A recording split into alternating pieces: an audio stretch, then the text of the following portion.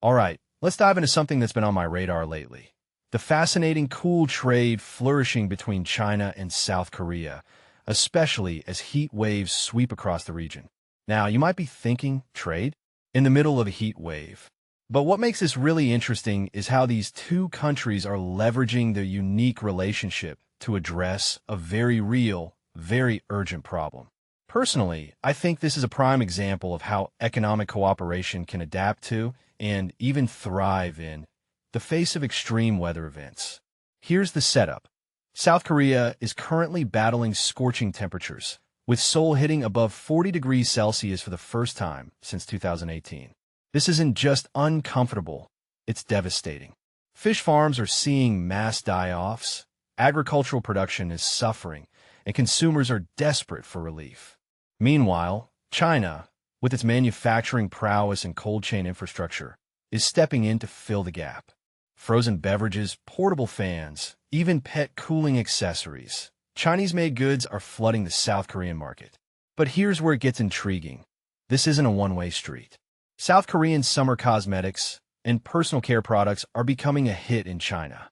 What this really suggests is that this trade isn't just about survival. It's about mutual benefit and complementarity. One thing that immediately stands out is the geographical advantage these two countries have. Unlike Europe or other regions reliant on long-distance transportation, China and South Korea are neighbors with a mature cross-border logistics system. If you take a step back and think about it, this proximity isn't just convenient, it's transformative. It shortens supply chains, reduces turnover cycles, and allows for rapid responses to emergencies. In a world where global supply chains are increasingly fragile due to geopolitical tensions and climate shocks, this regional cooperation is a lifeline. But let's dig deeper. What many people don't realize is that this cool trade is built on decades of industrial integration. China's strengths in manufacturing and cold chain logistics complement South Korea's expertise in beauty product R&D and brand management. This isn't just about selling fans or cosmetics. It's about aligning industrial structures to meet consumer needs on both sides. From my perspective, this is a blueprint for how regional economies can collaborate in an era of uncertainty. Now, here's the bigger picture. Climate change is reshaping economic life in ways we're only beginning to understand. Extreme weather events are no longer outliers. They're the new normal. In this context, regional cooperation isn't just about cutting costs or expanding markets. It's about safeguarding livelihoods. The China-South Korea model shows that short-chain, flexible supply networks can be both efficient and resilient. Personally, I think this raises a deeper question. As global supply chains face more disruptions, will regional partnerships become the new norm?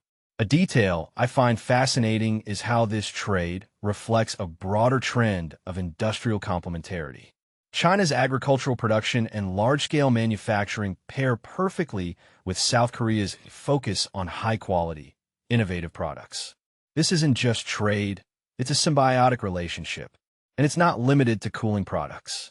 Electronics, agricultural goods, cold chain logistics, the integration runs deep. What this really highlights is the importance of building stable, flexible cross-border networks in an unpredictable world. So where does this leave us? In my opinion, the China-South Korea cool trade is more than just a response to heat waves. It's a glimpse into the future of regional economic cooperation. As global challenges mount, from climate shocks to geopolitical tensions, partnerships like these will become increasingly vital. This raises a deeper question. Can other regions replicate this model? And if so, what would it take? Closing thought.